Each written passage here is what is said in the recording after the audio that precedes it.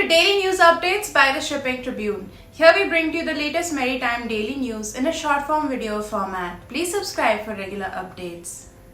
Freight market scenario by Saigal Seatrade. The Asia-Pacific Supramax market freight rates were mixed on April 14th as the Pacific witnessed a slow start to the trading week. The Asia-Pacific Panamax market freight rates were mixed on April 14th as the Pacific Basin saw a subdued start to the trading week. Freight rates to spike as Indian exporters rush shipments amid 90-day US tariff pause. Indian exporters are expected to face a steep rise in freight rates following US President's decision to pause reciprocal tariffs for 90 days. The temporary relief announced on April 9th reduces tariff levels to 10% for countries including India while continuing to exclude China.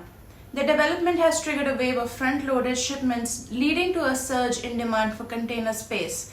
Industry experts say the freight rate hike could reach double digits as exporters scramble to dispatch consignments before the 90-day window closes.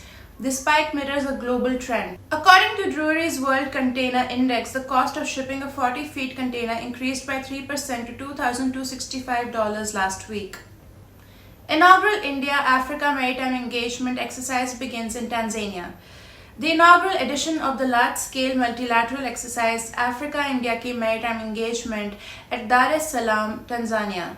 Coinciding with it, offshore patrol vessel INS Sunanya, designated as Indian Ocean ship Saigal and sailing with 44 naval personnel from 9 friendly nations, reached the port on Saturday. Africa-India Key Maritime Engagement aims to develop collaborative solutions to common regional maritime challenges. This maiden initiative by the Indian Navy seeks to enhance interoperability and synergize combined operations among the maritime forces of partner nations, the Navy said in a statement. It also highlights the strong and friendly relations between India and the African nations. Bangladesh-India trade tensions escalate as Dhaka shuts land ports, Delhi revokes transit rights.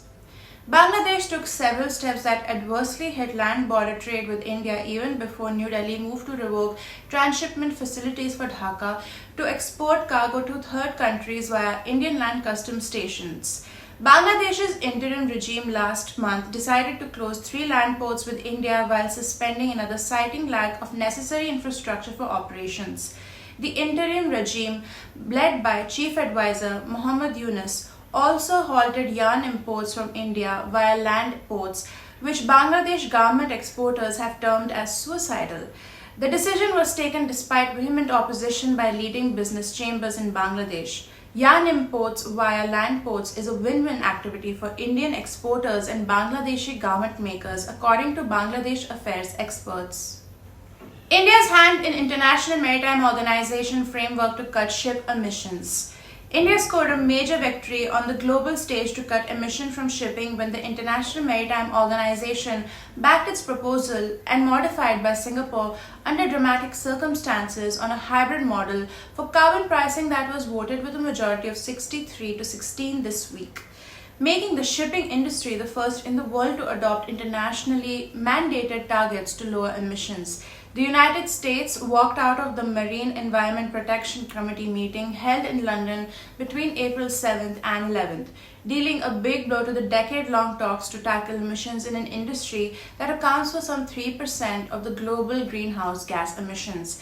The US also threatened to take reciprocal measures if the move to collect a uniform carbon levy proposed earlier by several countries backed by the European Union was passed by the IMO.